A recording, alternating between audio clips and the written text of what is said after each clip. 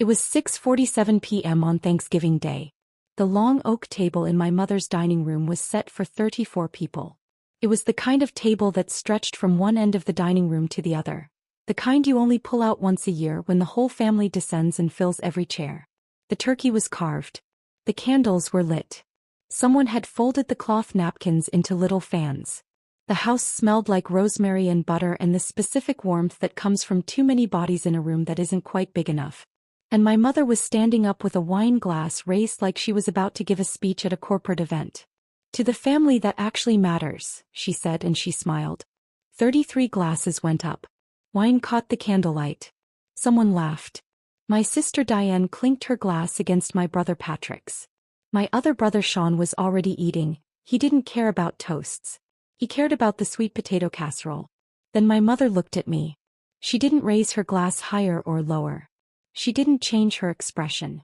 She just looked at me the way you might look at a piece of furniture you were thinking about replacing, and she said it clearly enough for every single person at that table to hear. "You won't get a cent from Grandma. You've never done anything for her." Nobody flinched. Nobody corrected her. 33 people sat there with their glasses still raised and not one of them said a word. I didn't say a word either. I set my napkin on the table. I picked up my coat from the back of the chair. I walked out of that house at 6:49 p.m. and I didn't look back. What none of them knew, not my mother, not Diane, not Patrick, not Sean, not a single one of those 34 people at that table, was that I had been taking care of Grandma Margaret for 3 years. Every single week. Sometimes twice a week. Doctor's appointments, grocery runs, medication pickups, plumbing emergencies at 2 a.m. I had been doing it quietly and I had been doing it alone. And 11 days after that Thanksgiving dinner, Grandma Margaret died. 1 week after that, the lawyer called. And that is when everything my mother believed about our family started to fall apart. To understand what happened at that will reading, you have to understand who Margaret Callahan was. And to understand that, you have to understand our family. Grandma Margaret, everyone called her Maggie, was 78 years old when this story begins. She lived in a small colonial house on Elm Creek Road in a quiet suburb about 40 minutes outside the city. The house was paid off. Had been paid off for over 20 years. She'd lived there since before my mother was born, and before that she and my grandfather had bought it together for a price that people in our generation can barely comprehend. She was not a wealthy woman in the way most people would understand that word. She didn't drive a luxury car. She didn't wear designer clothes. She shopped at the same grocery store she'd shopped at for 40 years. She clipped coupons out of the Sunday paper even though she didn't need to. Old habits. But here's what most of my family didn't bother to find out. Grandma Maggie had been quietly, methodically investing for decades. My grandfather had been a mechanical engineer.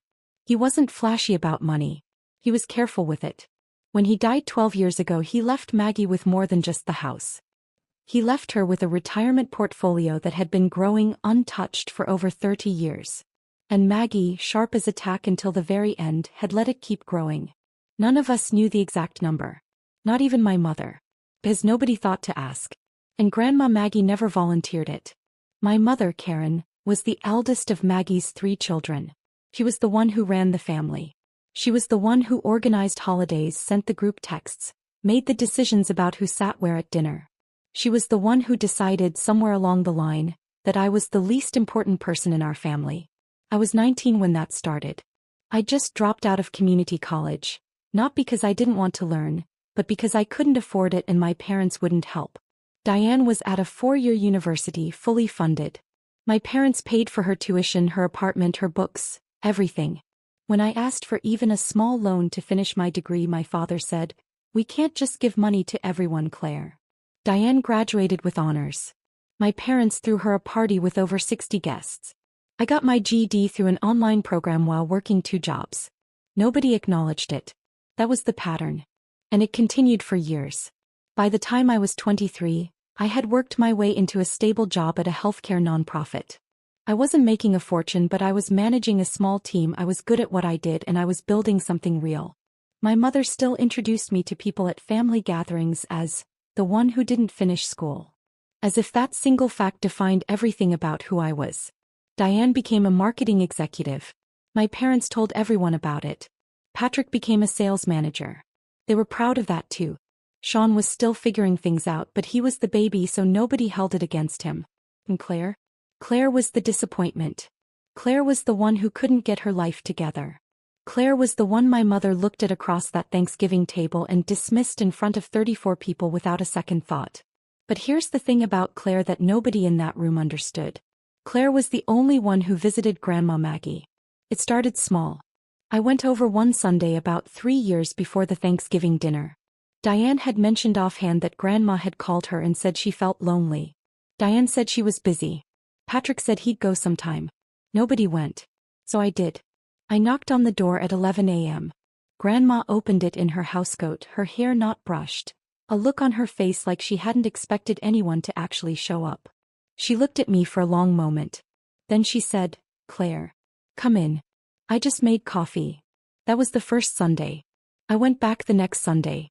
And the next. Within a month it was every week. I drove 40 minutes each way and I sat in her kitchen and we talked. Sometimes for an hour, sometimes for 3. She told me about her life. About growing up in Ireland, about meeting my grandfather at a dance hall in 1968. About raising 3 children in a house that was too small but felt enormous because of how much love was in it. And I listened. Actually listened. Not the way my mother listened, which was really just waiting for her turn to talk.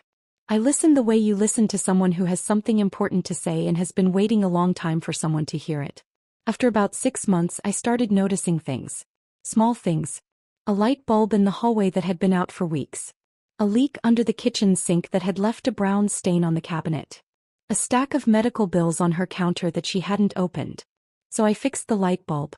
I called a plumber for the sink and paid for it. I sat with her and went through the medical bills, one by one, and helped her sort out what insurance would cover and what she needed to pay. She never asked me to do any of it. I just did it. And every time I did, she'd look at me with this expression. Quiet, grateful, a little surprised, like she still couldn't believe someone had bothered. "You're the only one who comes, you know," she said to me one Tuesday in March, about 2 years into my visits.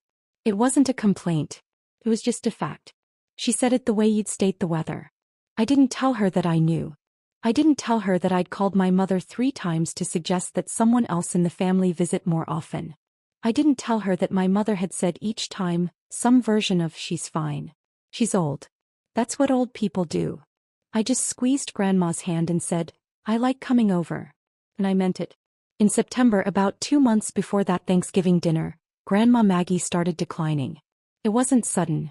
It was gradual, the way these things usually are. She started forgetting small things.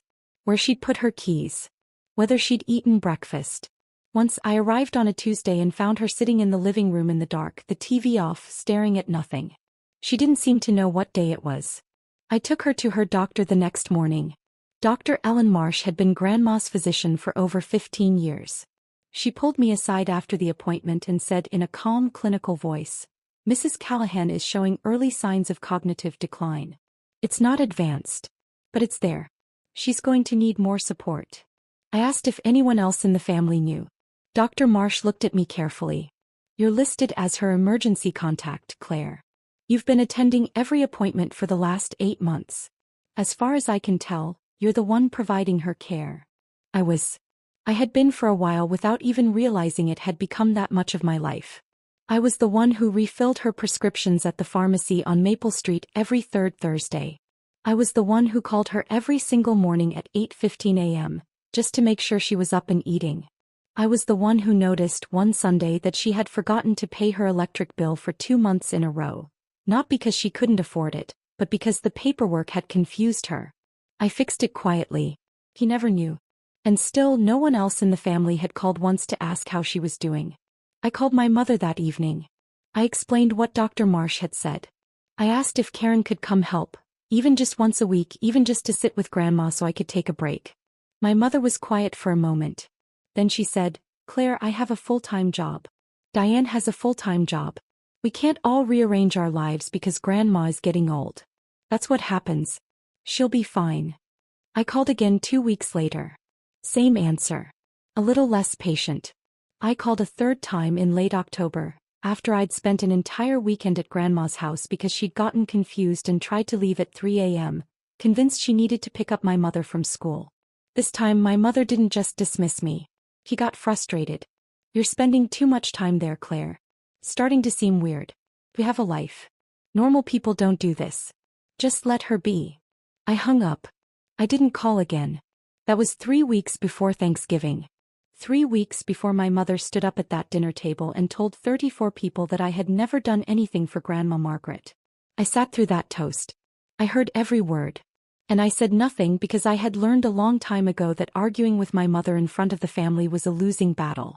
He controlled the narrative. He always had. So I left. Quietly. And I went home and I called Grandma Maggie and I asked her if she wanted company the next morning. Yes, she said. I'd like that very much. Grandma Margaret died on December 8th. I was there.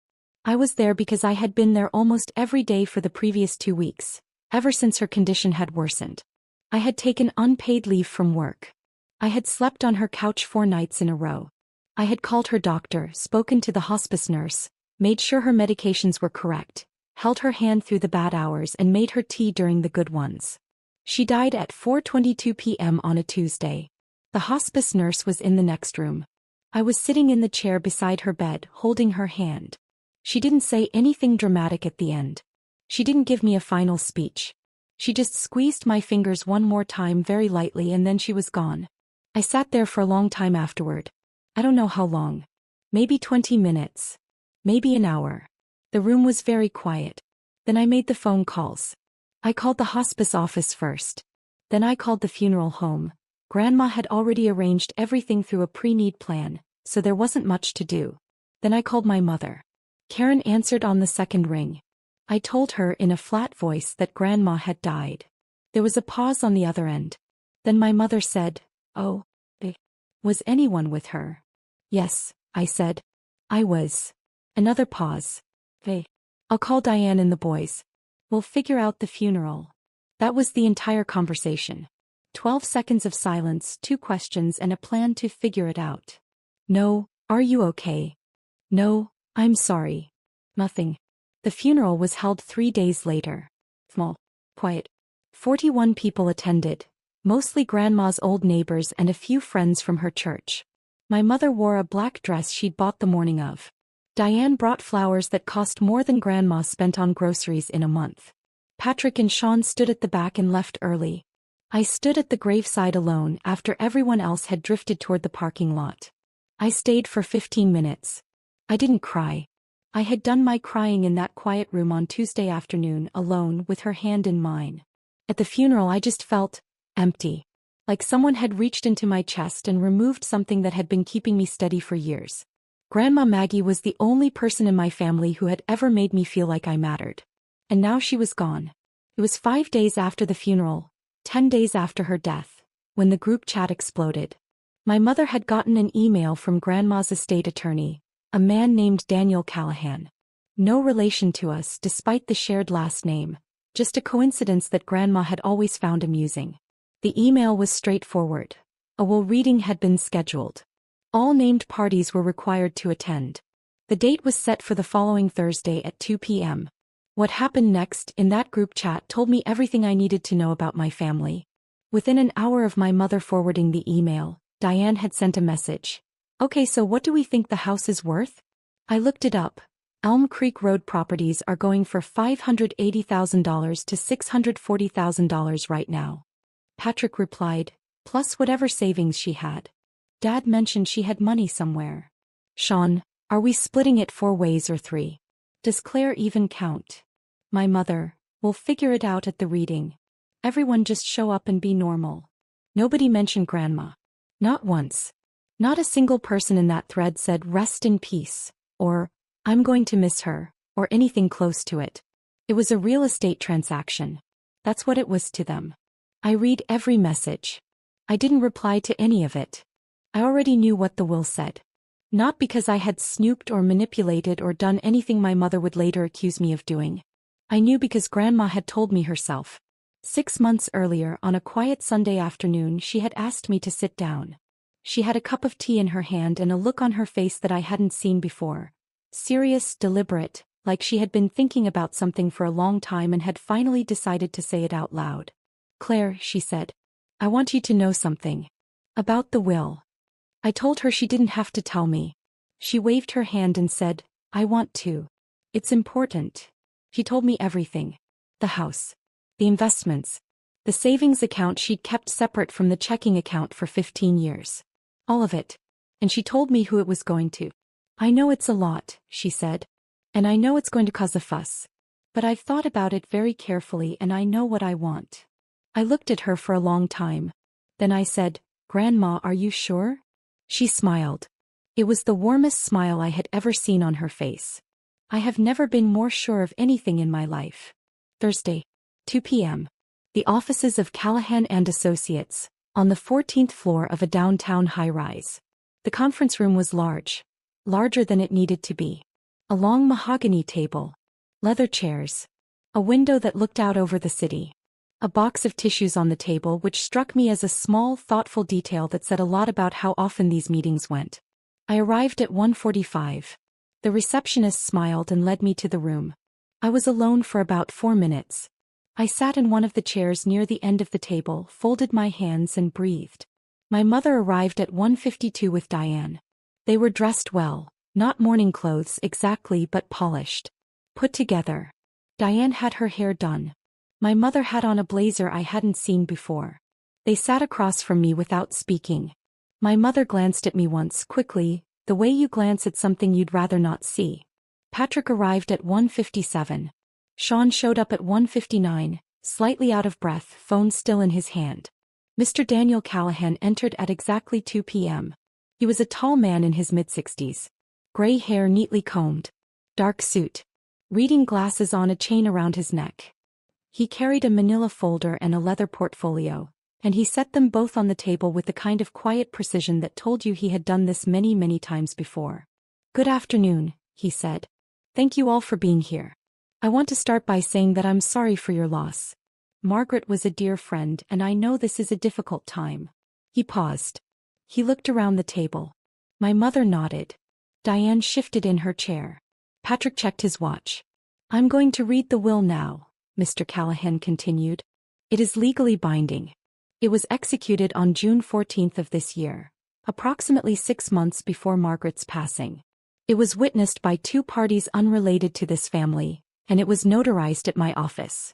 I want to be clear about that before we begin because it's important. He opened the manila folder. The estate of Margaret and Callahan includes the following assets. He adjusted his glasses. The property at 14 Elm Creek Road, assessed at $620,000. A savings account at Brookfield National Bank, holding $487,000. A brokerage investment account, currently valued at $1,214,000. And a secondary savings account, holding $41,000 in miscellaneous funds. He paused. The room was very still. $2,362,000. That was the number. I watched my mother do the math in her head. I watched Diane's eyes go wide. I watched Patrick sit up straighter in his chair. The bequests, Mr. Callahan said, and he turned the page. To Karen Donovan, $5,000. My mother blinked. She didn't say anything but something shifted in her face, a small tightening around the eyes. To Diane Donovan, $5,000. Diane's mouth opened slightly. She closed it. To Patrick Donovan, $5,000. Patrick looked at the table. To Sean Donovan, $5,000. Sean looked at my mother. He didn't look back. Mr. Callahan turned the page again. He took a breath. And then he read the next line. The entirety of the remaining estate, including all property, all accounts, and all assets not otherwise specified, is to be given to Claire Marie Donovan. Nobody spoke. The silence lasted for 10 seconds. I counted. 10 full seconds where nobody in that room made a sound. No breathing that I could hear. No shifting. Nothing. Just the faint hum of the air conditioning and the distant noise of the city 14 stories below us. Then Mr. Callahan said, "There is also a letter." He reached into the leather portfolio and withdrew a single sheet of paper, cream-colored, folded once. He unfolded it carefully as if handling something fragile. And he read it aloud. To my granddaughter Claire. This letter is meant to explain my decision, though I don't think it needs much explaining to anyone who is paying attention. Claire visited me every week for 3 years. She drove 40 minutes each way and she never once complained about it. He took me to my doctor when no one else would. He paid my bills when I was too proud to ask. He sat with me on the hard days and made me tea on the good ones. He was there when I was frightened. She was there when I was lonely. She was there when I was dying. I watched my other grandchildren grow up and I love them. But Claire is the only one who ever showed up for me, not because she had to. Not because someone told her to. Because she wanted to. I have thought carefully about this decision, and I have made it with a clear mind and a full heart. Use this to build the life you deserve, my dear girl. You have earned it. With all my love, Grandma Maggie. Mr. Callahan folded the letter and set it down on the table. The silence this time was different. It wasn't the stunned silence of a few moments ago. It was heavier. Thicker. It had weight to it. I was crying. I hadn't planned to cry. I hadn't wanted to. But the letter, hearing her voice in those words, hearing her say the things she had never said out loud to me not once in all those years, it broke something open in my chest that I couldn't hold back. My mother was the first one to speak. "This is a mistake," she said. Her voice was very controlled. Very flat. "Read it again." Mr. Callahan looked at her over his glasses. "Mrs. Donovan, I have read it correctly. The will is clear. It can't be right. Claire didn't, she wasn't." My mother stopped. She seemed to catch herself as if she realized she was about to say something that would sound very bad in front of a lawyer.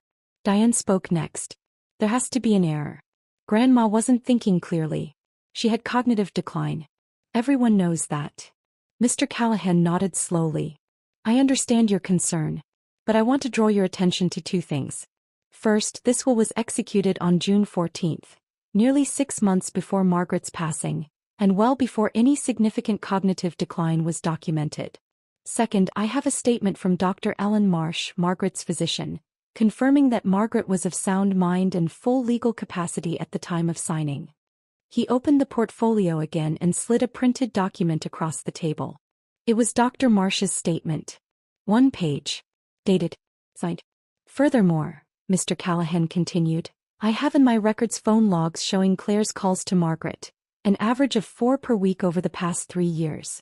I have hospital visitor records from Margaret's hospitalization last April, showing Claire present every single day for 9 consecutive days.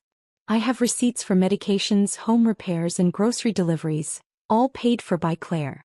And I have a sworn statement from Margaret's neighbor, Mrs. Dorothy Harrington, confirming that Claire was, to her knowledge, the only family member who visited on a regular basis." He let that sit for a moment.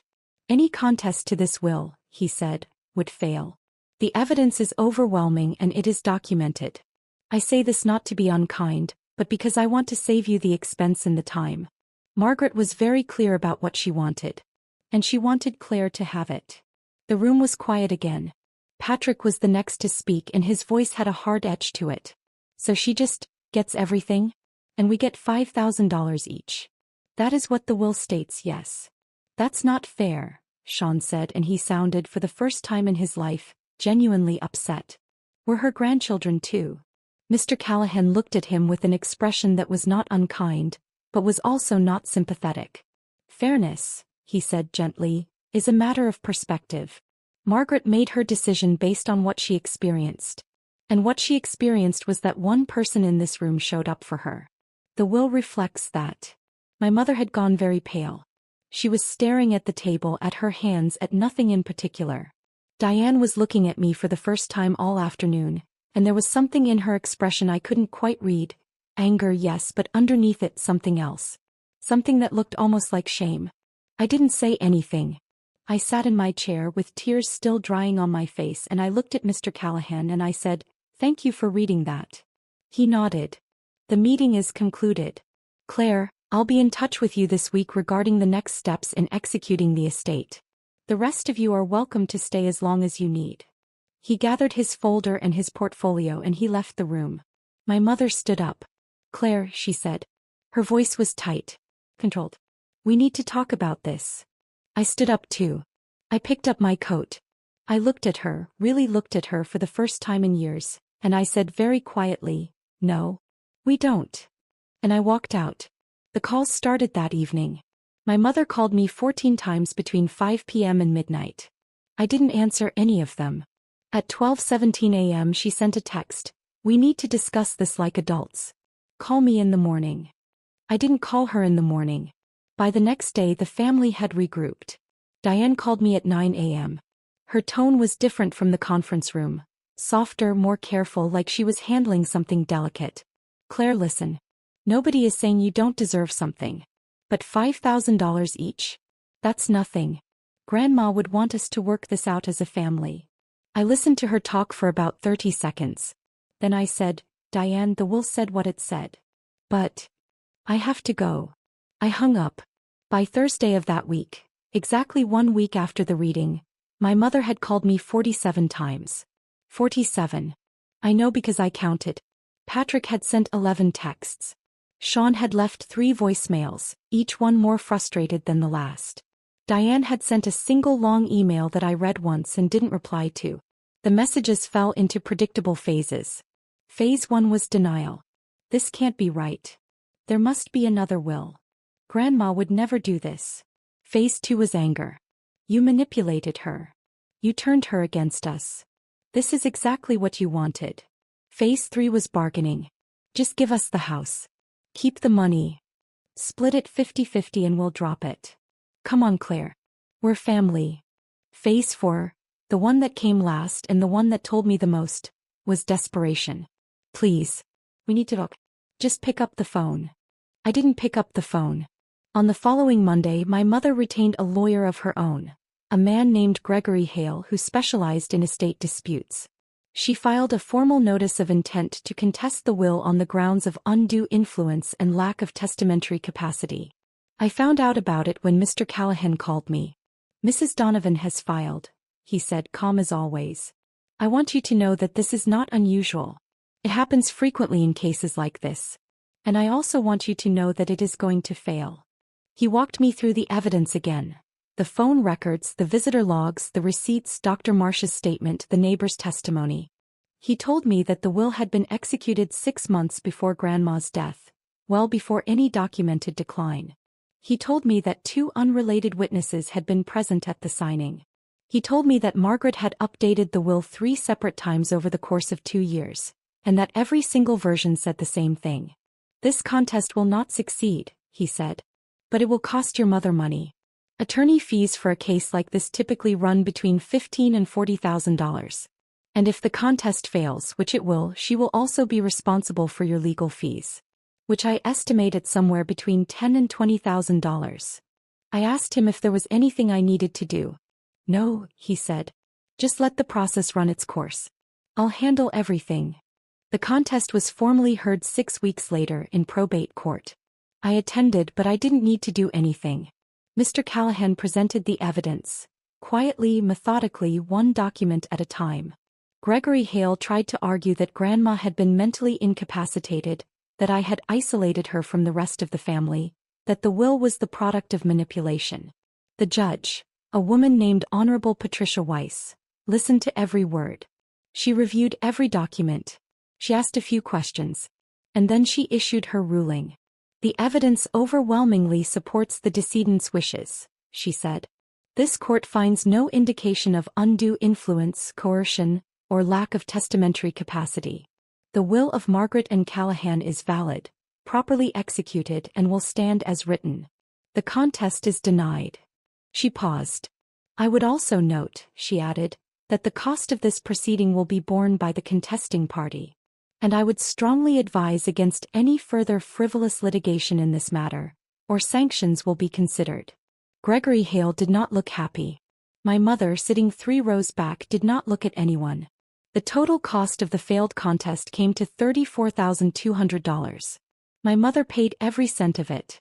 On top of the $5,000 she had already received, the only thing Grandma had left her, she had now spent nearly 7 times that amount trying to take what wasn't hers.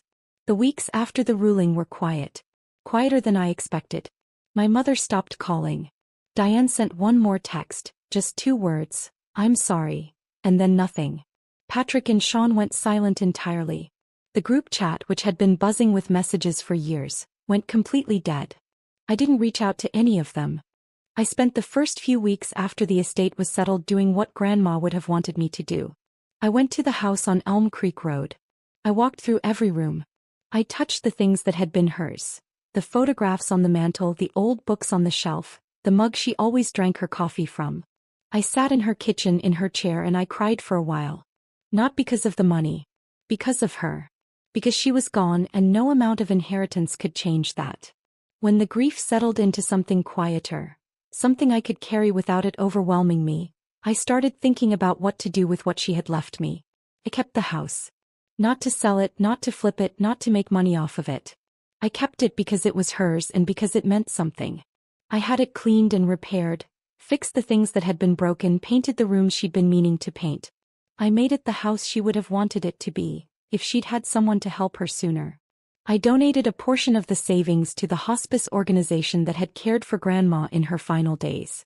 Another portion went to a scholarship fund at the local community college, the kind of help I never got for people like me, and I kept the rest. Quietly. Carefully. The way Grandma had kept it. Not because I needed to show anyone, but because it was hers and now it was mine and I intended to honor it. I visit her grave once a week. On Tuesdays. The same day I used to visit her at the house. I bring her a cup of tea, Earl Grey, the kind she liked, and I sit on the bench near the headstone and I talk to her for a while.